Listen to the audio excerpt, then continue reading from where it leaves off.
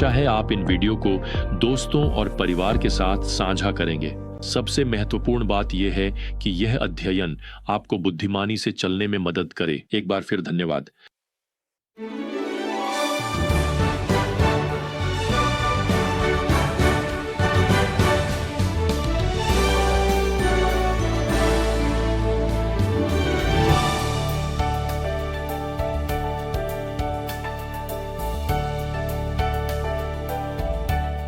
एक प्रसिद्ध ईसाई लेखक को शहीद मिशनरी जिम एलियट के परिवार और दोस्तों के साथ उनके जीवन की विरासत का जश्न मनाने के लिए आमंत्रित किया गया था।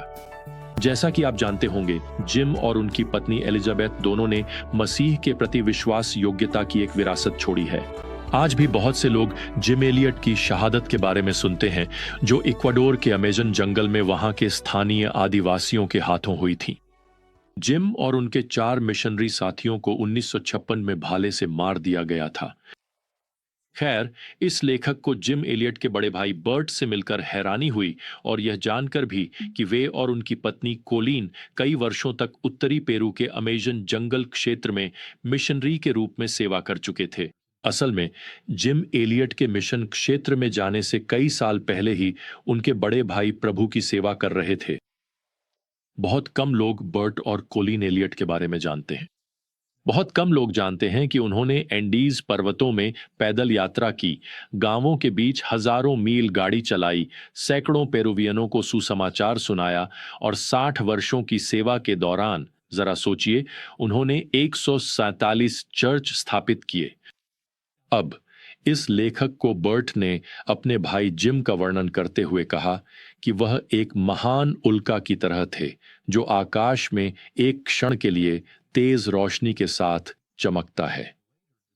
लेकिन इसके विपरीत लेखक ने बाद में बर्ट का वर्णन इस तरह किया कि वह एक हल्के तारे की तरह थे, जो बस हर रात उगता था, साल दर साल आकाश में उसी रास्ते पर विश्वास पूर्वक चलता था और परमेश्वर की योजना के प्रति समर्पित था।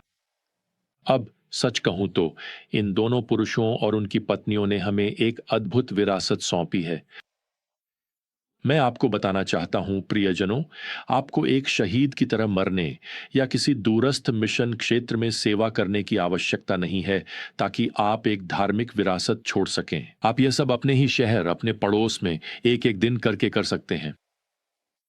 तो जैसे ही प्रेरित पौलुस अपनी दूसरी पत्री थिस्सलुनीकियों को समाप्त करते हैं, वे उन्हें ठीक यही करने के लिए प्रोत्साहित करते हैं। एक धार्मिक विरासत छोड़ें, मसीह के लिए एक गवाही छोड़ें, ठीक वहीं अपने थिस्सलुनीका शहर में। और अब वे उन्हें प्रोत्साहन और उत्साहवर्धन देते हैं कि वे मसीह के लिए अपने मार्ग पर बने रहें। अब पौलुस का उनका उत्साहवर्धन कई रूपों में आता है। यहाँ दूसरे अध्याय के 13वें पद में वे इन विश्वासियों के लिए परमेश्वर का धन्यवाद प्रकट करते हैं। फिर वे यहाँ 14वें पद में लिखते हैं कि वे हमारे प्रभु यीशु मसीह की महिमा को प्राप्त करेंगे। यह मसीह की वापसी का संकेत है, जो कलीसिया के उठा लिए जाने, रैप्चर से शुरू होती है, जिसे पौलुस ने 1 थिस्सलुनीकियों के 4थे अध्याय में वर्णित किया है।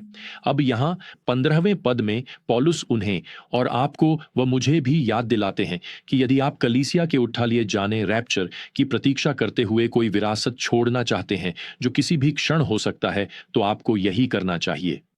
पौलुस लिखते हैं, दृढ़ रहो और उन परंपराओं को थामे रहो जो तुमने हमसे सीखी हैं, चाहे हमारे बोले हुए वचन से या हमारे पत्र के द्वारा। दूसरे शब्दों में, प्रेरित लोग सुसमाचार की सच्चाई की ओर एक विरासत छोड़ रहे थे और उस दिन से लेकर आज तक के शिष्य भी प्रेरितों द्वारा लिखी गई बातों के अनुसार दृढ़ता से खड़े रहने की विरासत छोड़ें। अब जब हम तीसरे अध्याय में प्रवेश करते हैं, तो पौलुस थिस्सलुनीकियों से यह सुनिश्चित करने के लिए कहते हैं कि वे उनके लिए भी प्रार्थना करें। वे यहाँ पहले पद में लिखते हैं, हमारे लिए प्रार्थना करो कि प्रभु का वचन तेजी से फैले और उसका आदर हो।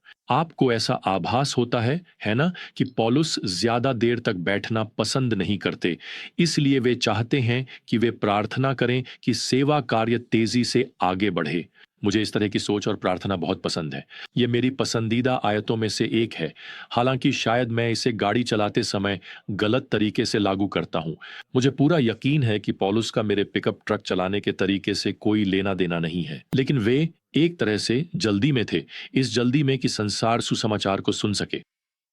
अब पौलुस यहाँ 5वीं आयत में उनके लिए एक और प्रार्थना करते हैं। प्रभु तुम्हारे हृदयों को परमेश्वर के प्रेम और मसीह की स्थिरता की ओर निर्देशित करे। देखिए, वे यही चाहते हैं कि ये विश्वासियों यीशु मसीह के लिए एक विरासत छोड़े।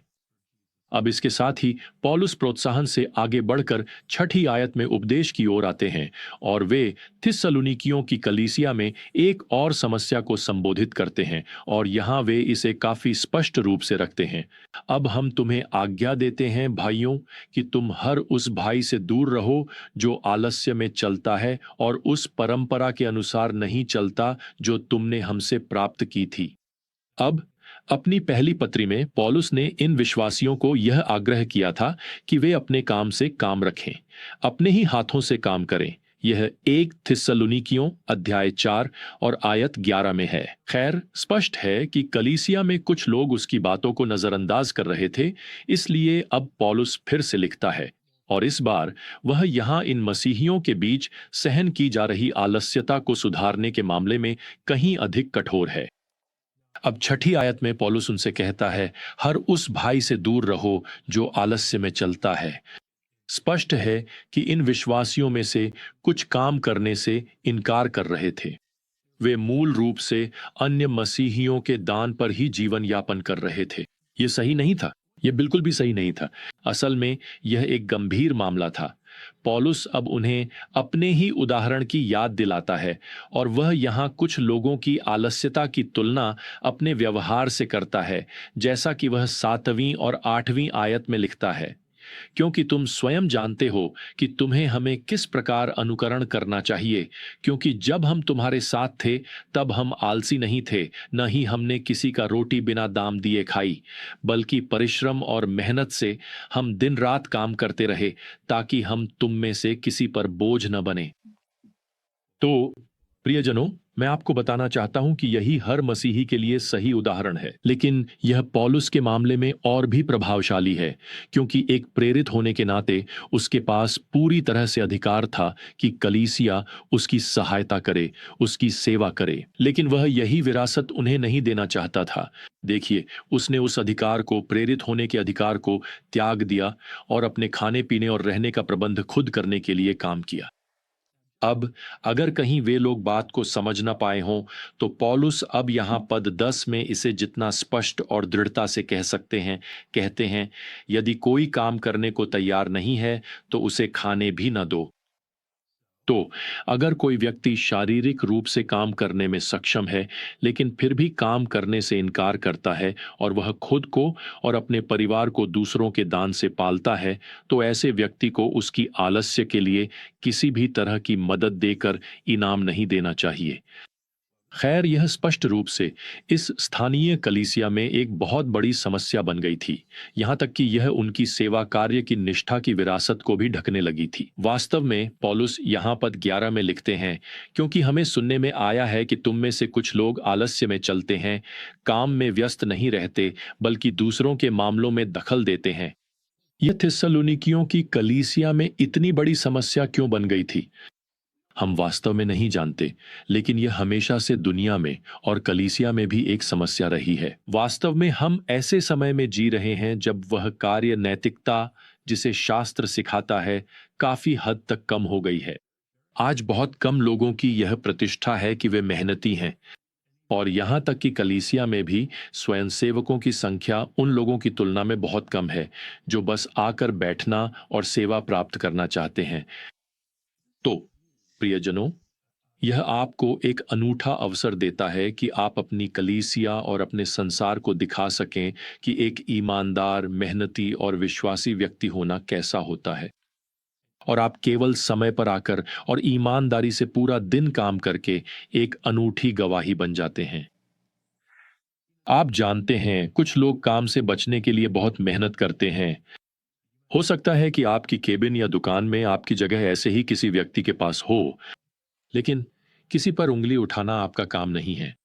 आपका काम है बस लगन से काम करते रहना। पौलुस यहाँ पद 12 लिखते हैं, हम उन्हें यानी आलसी व्यक्ति को प्रभु यीशु मसीह में आज्ञा और प्रोत्साहन देते हैं कि वे चुपचाप अपना काम करें और अपनी आजीविका कमाएं। और अगर वे ऐसा नहीं करते तो पौलुस यहाँ कहते हैं कि वे कलीसिया की अनुशासन प्रक्रिया के पात्र बन जाते हैं। उन्हें वास्तव में स्थानीय सभा से बाहर कर दिया जाना चाहिए, क्योंकि वे कलीसिया की विरासत को नुकसान पहुंचा रहे हैं। वह यहाँ पद 14 में लिखते हैं, उस व्यक्ति पर ध्यान दो, यानी उस व्यक्ति पर जो काम नहीं करता, और उससे कोई संबंध न रखो ताकि उसे लज्जा हो। आप जानते हैं, हम अक्सर सोचते हैं कि केवल वही विरासत मूल्यवान है जिसके बारे में बात की जाए जो कहीं अमेज़न नदी के जंगलों में है, और निश्चित रूप से उसके बारे में बात करना भी उचित है। तो मुझे आपको बताने दीजिए प्रियजनों, आप अपने ही शहर में वहीं पर मसीह के लिए एक विरासत छोड़ सकते हैं जब आप कड़ी मेहनत करते हैं, कलीसिया में सेवा करते हैं, और जो कुछ भी यीशु मसीह ने आपको करने के लिए बुलाया है उसमें विनम्रता और दृढ़ता दिखाते हैं। तो चलिए आज हम बाहर निकलें और ठीक उसी तरह जीवन जी। तो जब तक हम फिर से यात्रा शुरू नहीं करते, प्रभु यीशु मसीह का अनुग्रह, परमेश्वर का प्रेम और पवित्र आत्मा की संगति आप सभी के साथ रहे। आमीन।